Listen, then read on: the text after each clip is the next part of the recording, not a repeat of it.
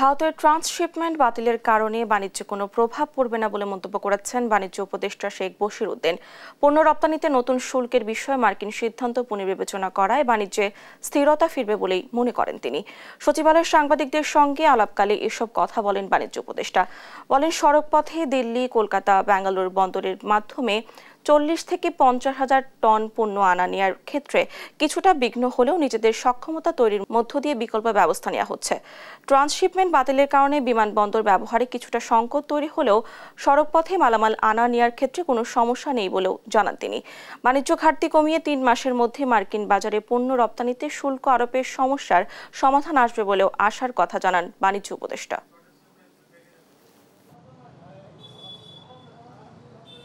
ইনশাল্লাহ এটাতে কোনো সমস্যা আমরা বোধ করছি না। আমরা আমাদের নিজস্ব সক্ষমতায়, আমাদের জন্য প্রতিযোগিতার সক্ষমতায় কোনো ঘাটতি না পড়ে এবং আমাদের রপ্তানির ক্ষেত্রে যোগাযোগের জন্য কোনো ঘাটতি না পড়ে, সেক্ষেত্রে আমরা সকল ব্যবস্থা নিচ্ছি। আমরা আশা করি ইনশাল্লাহ আমরা এটা উত্তর। ট্রান্সশিপমেন্ট তো রাস্তার যেটা যাচ্ছে সেখানে তো আমাদের কোনো সংকট তৈরি হয়, শুধু এটা এয়ারপোর্ট রিলেটেড একটা সংকট তৈরি। মার্কিন যুক্তরাষ্ট্রের সাথে গতকাল রাতেও আমাদের ইউএসটিআর এর প্রতিনিধিত্বের সাথে মিটিং হয়েছে অনলাইনে। দীর্ঘমেয়াদে আমাদের যে করণীয়গুলো আছে তাদের তো আকাঙ্ক্ষা তো শেষ হয়ে যায়নি। আকাঙ্ক্ষাগুলোকে আমরা আমাদের দ্বিপাক্ষিক বাণিজ্যের উপরে ভিত্তি করে আমরা কতটুকু করতে পারবো সেই সিদ্ধান্তগুলো আমরা বিশ্লেষণ করছি এবং সেই অনুযায়ী আমরা সিদ্ধান্ত নিব।